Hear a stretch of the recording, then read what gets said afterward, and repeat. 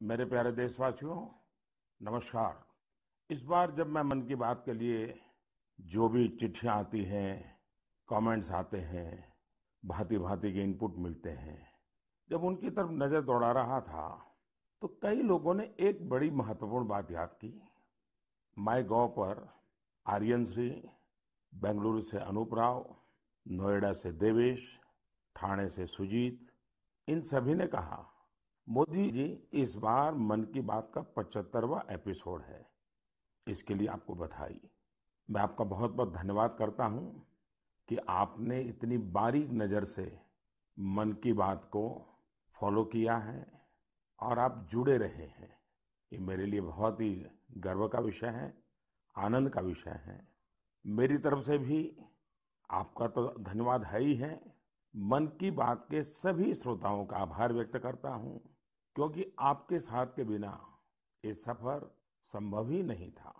ऐसा लगता है मानो ये कल की ही बात हो, जब हम सभी ने एक साथ मिलकर ये वैचारिक यात्रा शुरू की थी। तब 3 अक्टूबर 2014 को विजयादशमी का पावन पर्व था और संयोग देखिए कि आज होलिका दहन है। एक दीप से जले दूसरा और राष्ट्र रोशन हो हमारा। इस भावना पर चलते चलते हमने ये रास्ता तय किया है। हम लोगों ने देश के कोने कोने से लोगों से बात की और उनके असाधारण कार्यों के बारे में जाना। आपने भी अनुभव किया होगा, हमारे देश के दूर दराज के कोनों में भी कितनी अभूतपूर्व क्षमता पड़ी हुई है। भारत माँ की गोद में कैसे कैसे रत्न पल रहे हैं। ये अपने आप में भी एक समाज के प्रति देखने का, समाज को जानने का, समाज के सामर्थ्य को पहचानने का मेरे लिए तो एक अद्भुत अनुभव रहा है। इन 75 एपिसोड्स के दौरान कितने कितने विषयों से गुजरना हुआ। कभी नदी की बात, तो कभी हिमालय की चोटियों की बात, तो कभी रेगिस्तान की बात, कभी प्राकृतिक आपदा की बात, तो कभी मानव सेवा की अनगिनत कथाओं की अनुभूति, कभी टेक्नोलॉजी का आविष्कार, तो कभी किसी अनजान कोने में कुछ नया कर दिखाने वाले किसी के अनुभव की कथा। अब आप देखिए, चाहे स्वच्छता की बात हो, चाहे हमारे हेरिटेज को संभालने की चर्चा हो, अरे इतना ही नहीं, खिलौने बनाने की बात हो, क्या कुछ नहीं था। शायद कितने विषयों को हमने स्पर्श किया है, तो वो भी शायद अनगिनत हो जाएंगे। इस दौरान हमने समय समय पर महान विभूतियों को श्रद्धांजलि दी, उनके बारे में जाना, जिन्होंने भारत के निर्माण में अतुलनीय योगदान दिया है। हम लोगों ने कई वैश्विक मुद्दों पर भी बात की, उनसे प्रेरणा लेने की कोशिश की है। कई बातें आपने मुझे बताई, कई आइडियाज दिए। एक प्रकार से इस विचार यात्रा में आप साथ साथ चलते रहे, जुड़ते रहे और कुछ न कुछ नया जोड़ते भी रहे। मैं आज इस 75वें एपिसोड के समय सबसे पहले मन की बात को सफल बनाने के लिए, समृद्ध बनाने के लिए और इससे जुड़े रहने के लिए हर श्रोता का बहुत बहुत आभार व्यक्त करता हूं। मेरे प्यारे देशवासियों, देखिए कितना बड़ा सुखद संयोग है। आज मुझे 75वीं मन की बात करने का अवसर, और यही महीना आजादी के 75 साल के अमृत महोत्सव के आरंभ का महीना। अमृत महोत्सव दांडी यात्रा के दिन से शुरू हुआ था और 15 अगस्त 2023 तक चलेगा। अमृत महोत्सव से जुड़े कार्यक्रम पूरे देश में लगातार हो रहे हैं। अलग अलग जगहों से इन कार्यक्रमों की तस्वीरें, जानकारियां लोग शेयर कर रहे हैं। नमो ऐप पर ऐसी ही कुछ तस्वीरों के साथ साथ झारखंड के नवीन ने मुझे एक संदेश भेजा है। उन्होंने लिखा है कि उन्होंने अमृत महोत्सव के कार्यक्रम देखे और तय किया कि वो भी स्वाधीनता संग्राम से जुड़े कम से कम 10 स्थानों पर जाएंगे। उनकी लिस्ट में पहला नाम भगवान बिरसा मुंडा के जन्म स्थान का है। नवीन ने लिखा है कि झारखंड के आदिवासी स्वतंत्रता सेनानियों की कहानियां वो देश के दूसरे हिस्सों में पहुंचाएंगे। भाई नवीन, आपकी इस सोच के लिए मैं आपको बधाई देता हूं। साथियों, किसी स्वाधीनता सेनानी की संघर्ष गाथा हो, किसी स्थान का इतिहास हो, देश की कोई सांस्कृतिक कहानी हो, अमृत महोत्सव के दौरान आप उसे देश के सामने ला सकते हैं, देशवासियों को उससे जोड़ने का माध्यम बन सकते हैं। आप देखिएगा, देखते ही देखते अमृत महोत्सव ऐसे कितने ही प्रेरणादायी अमृत बिंदुओं से भर जाएगा और फिर ऐसी अमृत धारा बहेगी जो हमें भारत की आजादी के 100 वर्ष तक प्रेरणा देगी, देश को नई ऊंचाई पर ले जाएगी, कुछ न कुछ करने का जज्बा पैदा करेगी। आजादी की लड़ाई में हमारे सेनानियों ने कितने ही कष्ट इसलिए सहे क्योंकि वो देश के लिए त्याग और बलिदान को अपना कर्तव्य समझते थे।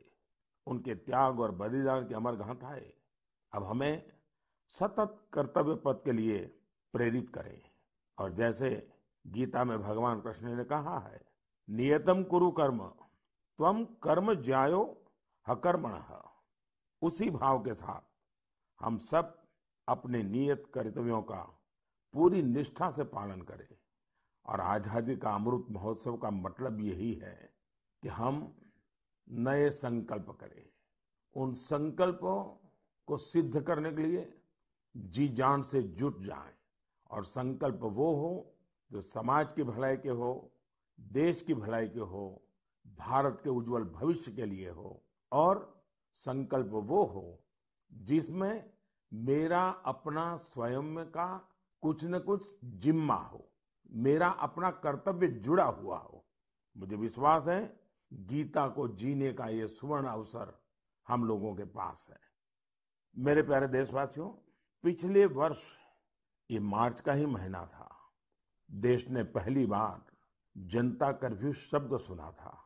लेकिन इस महान देश की महान प्रजा की महाशक्ति का अनुभव देखिए, जनता कर्फ्यू पूरे विश्व के लिए एक अचरज बन गया था। अनुशासन का ये अभूतपूर्व उदाहरण था। आने वाली पीढ़ियां इस एक बात को लेकर के जरूर गर्व करेगी। उसी प्रकार से हमारे कोरोना वॉरियर्स के प्रति सम्मान, आदर, थाली बजाना, ताली बजाना, दिया जलाना, आपको अंदाज नहीं है कोरोना वॉरियर्स के दिल को कितना छू गया था वो। और वही तो कारण है जो पूरी साल भर वे बिना थके, बिना रुके डटे रहे, देश के एक एक नागरिक की जान बचाने के लिए जी जान से जूझते रहे। पिछले साल इस समय सवाल था कि कोरोना की वैक्सीन कब तक आएगी। साथियों, हम सबके लिए गर्व की बात है कि आज भारत दुनिया का सबसे बड़ा वैक्सीनेशन प्रोग्राम चला रहा है। वैक्सीनेशन प्रोग्राम के तस्वीरों के बारे में मुझे भुवनेश्वर के पुष्पा शुक्ला जी ने लिखा है। उनका कहना है कि घर के बड़े बुजुर्गों में वैक्सीन को लेकर जो उत्साह दिख रहा है, उसकी चर्चा मैं मन की बात में करूं।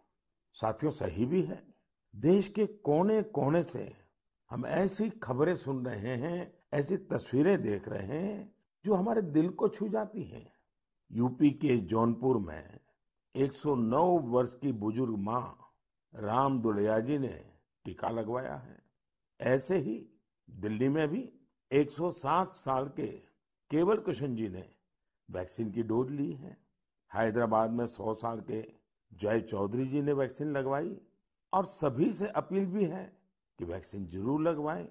मैं ट्विटर, फेसबुक पर भी ये देख रहा हूं कि कैसे लोग अपने घर के बुजुर्गों को वैक्सीन लगवाने के बाद उनकी फोटो अपलोड कर रहे हैं। केरल से एक युवा आनंद नायर ने तो इसे एक नया शब्द दिया है, वैक्सीन सेवा। ऐसे ही संदेश दिल्ली से शिवानी, हिमाचल से हिमांशु और दूसरे कई युवाओं ने भी भेजे हैं। मैं आप सभी श्रोताओं के इन विचारों की सराहना करता हूं। इन सब के बीच कोरोना से लड़ाई का मंत्र भी जरूर याद रखिए, दवाई भी कड़ाई भी। और सिर्फ मुझे बोलना ऐसा नहीं, हमें जीना भी है, बोलना भी है, बताना भी है और लोगों को भी दवाई भी कड़ाई भी इसके लिए प्रतिबद्ध बनाते रहना है। मेरे प्यारे देशवासियों, मुझे आज इंदौर की रहने वाली सौम्या जी का धन्यवाद करना है। उन्होंने एक विषय के बारे में मेरा ध्यान आकर्षित किया है और इसका जिक्र मन की बात में करने के लिए कहा है। ये विषय है भारत की क्रिकेटर मिताली राज जी का नया रिकॉर्ड। मिताली जी हाल ही में अंतर्राष्ट्रीय क्रिकेट में 10,000 रन बनाने वाली पहली भारतीय महिला क्रिकेटर बनी है। उनकी इस उपलब्धि पर बहुत बहुत बधाई। वनडे इंटरनेशनल्स में 7,000 रन बनाने वाली भी वो अकेली अंतर्राष्ट्रीय महिला खिलाड़ी है। महिला क्रिकेट के क्षेत्र में उनका योगदान बहुत शानदार है। 2 दशकों से ज्यादा के कैरियर में मिताली राज जी ने हजारों लाखों को प्रेरित किया है। उनके कठोर परिश्रम और सफलता की कहानी न सिर्फ महिला क्रिकेटरों बल्कि पुरुष क्रिकेटरों के लिए भी एक प्रेरणा है। साथियों, ये दिलचस्प है, इसी मार्च महीने में जब हम महिला दिवस सेलिब्रेट कर रहे थे, तब कई महिला खिलाड़ियों ने मेडल्स और रिकॉर्ड्स अपने नाम किए हैं। दिल्ली में आयोजित शूटिंग में आईएसएसएफ वर्ल्ड कप में भारत शीर्ष स्थान पर रहा।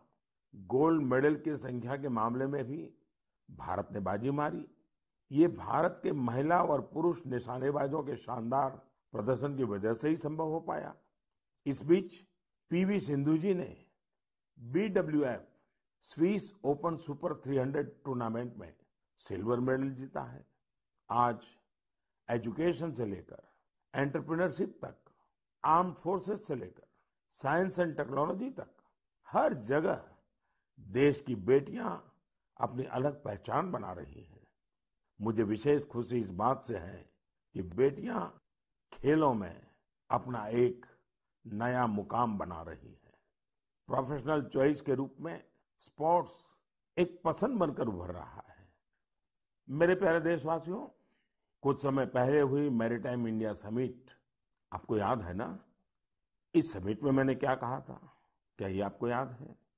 स्वाभाविक है, इतने कार्यक्रम होते रहते हैं, इतनी बातें होती रहती हैं, हर बात कहाँ याद रहती है और उतना ध्यान भी कहाँ जाता है। स्वाभाविक है, लेकिन मुझे अच्छा लगा कि मेरे एक आग्रह को गुरु प्रसाद जी ने बहुत दिलचस्पी लेकर आगे बढ़ाया है। मैंने इस समिट में देश के लाइट हाउस कॉम्प्लेक्सेस के आसपास टूरिज्म फैसिलिटीज विकसित करने के बारे में बात की थी। गुरु प्रसाद जी ने तमिलनाडु के 2 लाइट हाउसों, चेन्नई लाइट हाउस और महाबलीपुरम लाइट हाउस की 2019 की अपनी यात्रा के अनुभवों को साझा किया है। उन्होंने बहुत ही रोचक फैक्ट्स शेयर किए हैं जो मन की बात सुनने वालों को भी हैरान करेंगे। जैसे चेन्नई लाइट हाउस दुनिया के उन चुनिंदा लाइट हाउस में से एक है जिनमें एलिवेटर मौजूद है। यही नहीं, भारत का यह इकलौता लाइट हाउस है जो शहर की सीमा के अंदर स्थित है। इसमें बिजली के लिए सोलर पैनल भी लगे हैं। गुरु प्रसाद जी ने लाइट हाउस के हेरिटेज म्यूजियम के बारे में भी बात की, जो मरीन नेविगेशन के इतिहास को सामने लाता है। म्यूजियम में तेल से जलने वाली बड़ी बड़ी बत्तियां, कैरोसिन लाइट्स, पेट्रोलियम वेपर और पुराने समय में प्रयोग होने वाले बिजली के लैंप प्रदर्शित किए गए हैं। भारत के सबसे पुराने light house Mahabalipuram light house के बारे में भी गुरु प्रसाद जी ने विस्तार से लिखा है। उनका कहना है, इस लाइट हाउस के बगल में सैकड़ों वर्ष पहले पल्लव राजा महेंद्र वर्मन प्रथम द्वारा बनाया गया उल्कनेश्वरा टेम्पल है। साथियों, मन की बात के दौरान मैंने पर्यटन के विभिन्न पहलुओं पर अनेक बार बात की है, लेकिन ये लाइट हाउस टूरिज्म के लिहाज से यूनिक होते हैं। अपनी भव्य संरचनाओं के कारण लाइट हाउसेस हमेशा से लोगों के लिए आकर्षण के केंद्र रहे हैं। पर्यटन को बढ़ावा देने के लिए भारत में भी 71 लाइट हाउसेस आइडेंटिफाई किए गए हैं। इन सभी लाइट हाउस में उनकी क्षमताओं के मुताबिक museum, amphitheatre, open air theatre, cafeteria, children's park, eco friendly cottages और लैंडस्केपिंग तैयार किए जाएंगे। वैसे लाइट हाउसेस की बात चल रही है तो मैं एक यूनिक लाइट हाउस के बारे में भी आपको बताना चाहूंगा। ये लाइट हाउस गुजरात के सुरेंद्रनगर जिले में जिंजूवाड़ा नाम के एक स्थान में है। जानते हैं ये लाइट हाउस क्यों खास है? खास इसलिए है क्योंकि जहां ये लाइट हाउस है वहां से अब समुद्र तट 100 किलोमीटर से भी अधिक दूर है। आपको इस गांव में ऐसे पत्थर भी मिल जाएंगे जो ये बताते हैं कि यहाँ कभी एक व्यस्त बंदरगाह रहा होगा। यानी इसका मतलब ये है कि पहले कोस्टलाइन जिंजूवाड़ा तक थी। समंदर का घटना बढ़ना, पीछे हो जाना, इतनी दूर चले जाना, ये भी उसका एक स्वरूप है। इसी महीने जापान में आई विकराल सुनामी को 10 वर्ष हो रहे हैं। इस सुनामी में हजारों लोगों की जान चली गई थी। ऐसी एक सुनामी भारत में 2004 में आई थी। सुनामी के दौरान हमने अपने लाइट हाउस में काम करने वाले हमारे 14 कर्मचारियों को खो दिया था। अंडमान निकोबार में और तमिलनाडु में लाइट हाउस पर वो अपनी ड्यूटी कर रहे थे। कड़ी मेहनत करने वाले हमारे इन लाइट कीपर्स को मैं आदरपूर्वक श्रद्धांजलि देता हूं और लाइट कीपर्स के काम की भूरी भूरी प्रशंसा करता हूं। प्रिय देशवासियों, जीवन के हर क्षेत्र में नयापन, आधुनिकता अनिवार्य होती है, वरना वही कभी कभी हमारे लिए बोझ बन जाती है। भारत के कृषि जगत में आधुनिकता ये समय की मांग है। बहुत देर हो चुकी है, हम बहुत समय गंवा चुके हैं। एग्रीकल्चर सेक्टर में रोजगार के नए अवसर पैदा करने के लिए, किसानों की आय बढ़ाने के लिए परंपरागत कृषि के साथ ही नए विकल्पों को, नए नए इनोवेशंस को अपनाना भी उतना ही जरूरी है। व्हाइट रिवॉल्यूशन के दौरान देश ने इससे अनुभव किया है। अब बी फार्मिंग भी ऐसा ही एक विकल्प बनकर के उभर रहा है। बी फार्मिंग देश में शहद क्रांति या स्वीट रिवॉल्यूशन का आधार बना रही है। बड़ी संख्या में किसान इससे जुड़ रहे हैं, इनोवेशन कर रहे हैं। जैसे कि पश्चिम बंगाल के दार्जिलिंग में एक गांव है गुरदुम। पहाड़ों की इतनी ऊंचाई, भौगोलिक दिक्कतें, लेकिन यहाँ के लोगों ने हनी बी फार्मिंग का काम शुरू किया और आज इस जगह पर बने शहद की, मधु की अच्छी मांग हो रही है। इससे किसानों की आमदनी भी बढ़ रही है। पश्चिम बंगाल के ही सुंदरबन इलाकों का प्राकृतिक ऑर्गेनिक हनी तो देश दुनिया में पसंद किया जाता है। ऐसा ही एक व्यक्तिगत अनुभव मुझे गुजरात का भी है। गुजरात के बनासकांठा में बस 2016 में एक आयोजन हुआ था। उस कार्यक्रम में मैंने लोगों से कहा कि यहाँ इतनी संभावनाएं हैं, क्यों न बनासकांठा और हमारे यहाँ के किसान स्वीट रिवॉल्यूशन का नया अध्याय लिखे। आपको जानकर खुशी होगी, इतने कम समय में बनासकांठा शहद उत्पादन का प्रमुख केंद्र बन गया है। आज बनासकांठा के किसान हनी से लाखों रुपये सालाना कमा रहे हैं। ऐसा ही एक उदाहरण हरियाणा के यमुनानगर का भी है। यमुनानगर में किसान बी फार्मिंग करके सालाना कई 100 टन शहद पैदा कर रहे हैं, अपनी आय बढ़ा रहे हैं। किसानों की इस मेहनत का परिणाम है कि देश में शहद का उत्पादन लगातार बढ़ रहा है और सालाना करीब 1.25 लाख टन पहुंचा है। इसमें से बड़ी मात्रा में शहद विदेशों में निर्यात भी हो रहा है। साथियों, हनी बी फार्मिंग में केवल शहद से ही आय नहीं होती, बल्कि बी वैक्स भी आय का एक बहुत बड़ा माध्यम है।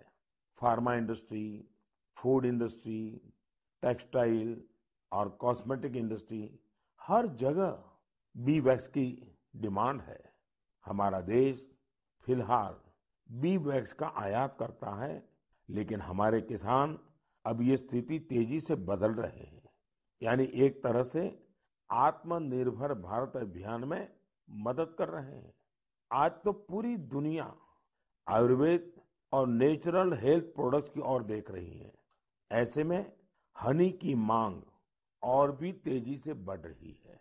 मैं चाहता हूं देश के ज्यादा से ज्यादा किसान अपनी खेती के साथ साथ बी फार्मिंग से भी जुड़े।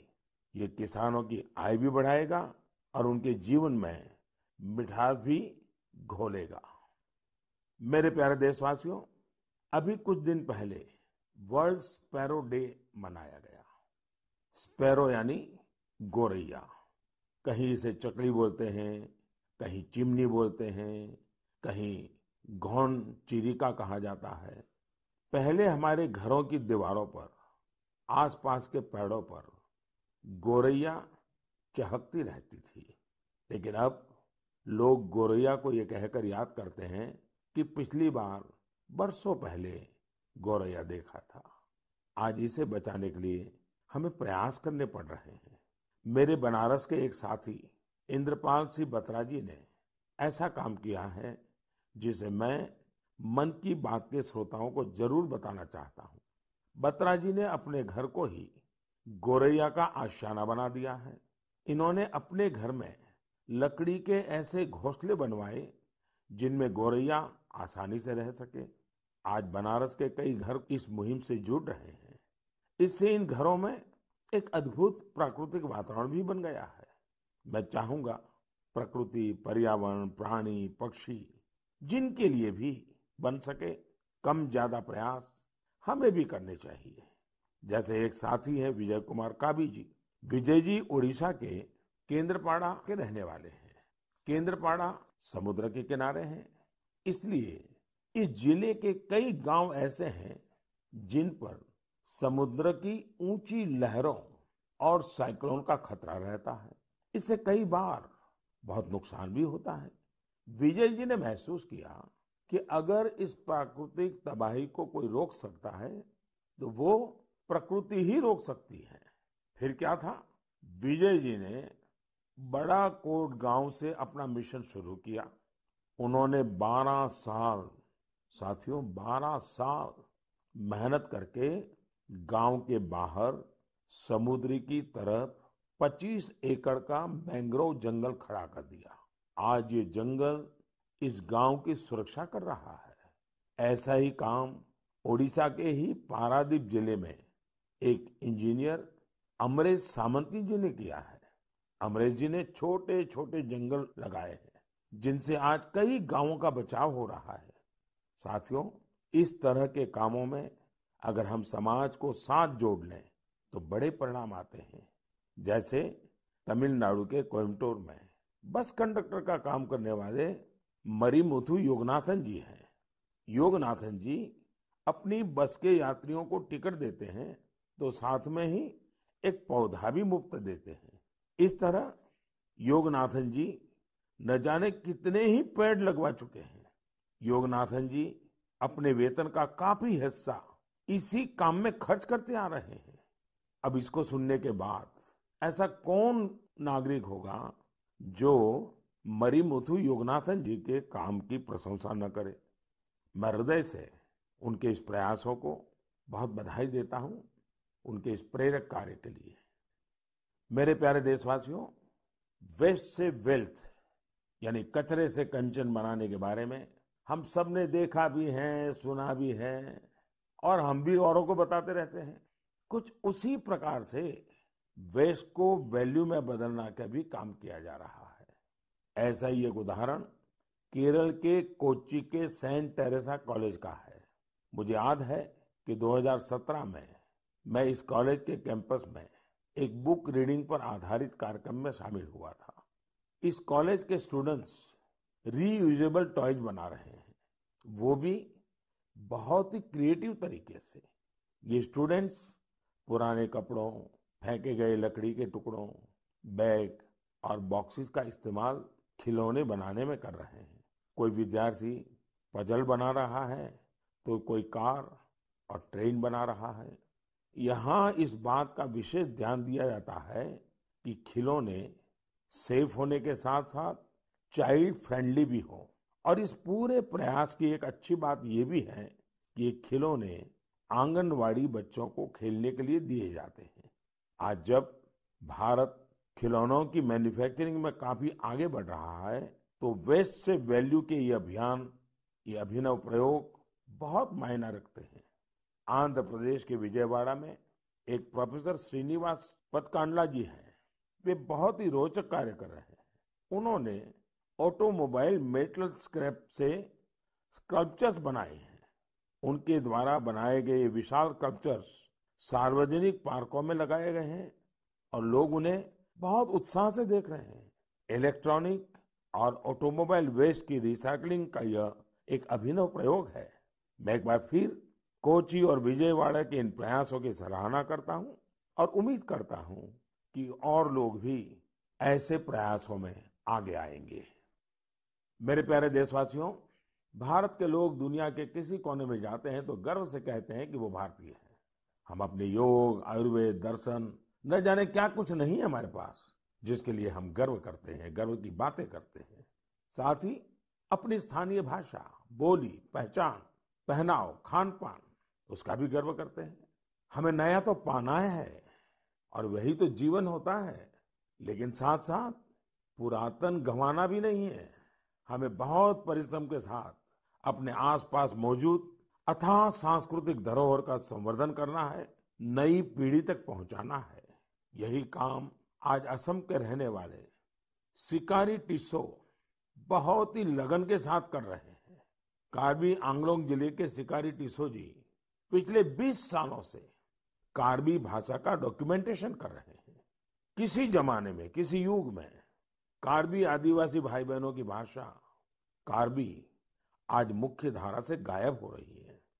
श्रीमान सिकारी टिस्सौ जी ने तय किया था कि अपनी इस पहचान को वो बचाएंगे और आज उनके प्रयासों से कार्बी भाषा की काफी जानकारी डॉक्यूमेंटेड हो गई है।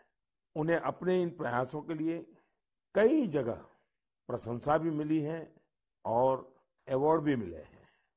मन की बात के द्वारा श्रीमान सिकारी टिस्सौ जी को मैं तो बधाई देता ही हूँ, लेकिन देश के कई कोने में इस प्रकार से कई साधक होंगे जो एक काम लेकर के खपते रहते होंगे। मैं उन सबको भी बधाई देता हूँ। मेरे प्यारे देशवासियों, कोई भी नई शुरुआत यानी न्यू बिगिनिंग हमेशा बहुत खास होती है। न्यू बिगिनिंग का मतलब होता है न्यू पॉसिबिलिटीज, नए प्रयास, और नए प्रयासों का अर्थ है नई ऊर्जा और नया जोश। यही कारण है कि अलग अलग राज्यों और क्षेत्रों में एवं विविधता से भरी हमारी संस्कृति में किसी भी शुरुआत को उत्सव के तौर पर मनाने की परंपरा ही रही है। और ये समय नई शुरुआत और नए उत्सवों के आगमन का है। होली भी तो बसंत को उत्सव के तौर पर ही मनाने की एक परंपरा है। जिस समय हम रंगों के साथ होली मना रहे होते हैं, उसी समय बसंत भी हमारे चारों ओर नए रंग बिखेर रहा होता है। इसी समय फूलों का खिलना शुरू होता है और प्रकृति जीवंत हो उठती है। देश के अलग अलग क्षेत्रों में जल्द ही नया साल भी मनाया जाएगा, चाहे उगादी हो या पुथंडू, गुड़ी पड़वा हो या बिहू, नवरेह हो या पोइला, या फिर बोईशाख हो या बैसाखी। पूरा देश उमंग, उत्साह और नई उम्मीदों के रंग में सराबोर दिखेगा। इसी समय केरल भी खूबसूरत त्योहार विशु मनाता है। इसके बाद जल्द ही चैत्र नवरात्रि का पावन अवसर भी आ जाएगा। चैत्र महीने के 9वें दिन हमारे यहाँ रामनवमी का पर्व होता है। इसे भगवान राम के जन्मोत्सव के साथ ही न्याय और पराक्रम के एक नए युग की शुरुआत के रूप में भी माना जाता है। इस दौरान चारों ओर धूमधाम के साथ ही भक्ति भाव से भरा माहौल होता है, जो लोगों को और करीब लाता है, उन्हें परिवार और समाज से जोड़ता है। आपसी संबंधों को मजबूत करता है। इन त्योहारों के अवसर पर मैं सभी देशवासियों को शुभकामनाएं देता हूं। साथियों, इस दौरान 4 अप्रैल को देश ईस्टर भी मनाएगा। जीसस क्राइस्ट के पुनर्जीवन के उत्सव के रूप में ईस्टर का त्योहार मनाया जाता है। प्रतीकात्मक रूप से कहें तो ईस्टर जीवन की नई शुरुआत से जुड़ा है। ईस्टर उम्मीदों के पुनर्जीवित होने का प्रतीक है। Only this Holi and auspicious occasion I greet not only the Christian community in India but also Christians globally. मेरे प्यारे देशवासियों, आज मन की बात में हमने अमृत महोत्सव और देश के लिए अपने कर्तव्यों की बात की। हमने अन्य पर्वों और त्योहारों को भी चर्चा की है। इसी बीच एक और पर्व आने वाला है जो हमारे संवैधानिक अधिकारों और कर्तव्यों की याद दिलाता है। वो है 14 अप्रैल डॉक्टर बाबा साहब आम्बेडकर की जन्म जयंती। इस बार अमृत महोत्सव में तो ये अवसर और भी खास बन गया है। मुझे विश्वास है बाबा साहब की इस जन्म जयंती को हम जरूर यादगार बनाएंगे, अपने कर्तव्यों का संकल्प लेकर उन्हें श्रद्धांजलि देंगे। इसी विश्वास के साथ आप सभी को पर्व त्योहारों की एक बार फिर शुभकामनाएं हैं। आप सब खुश रहिए, स्वस्थ रहिए और खूब उल्लास मनाइए। इसी कामना के साथ फिर से याद कराता हूं, दवाई भी कड़ाई भी। बहुत बहुत धन्यवाद।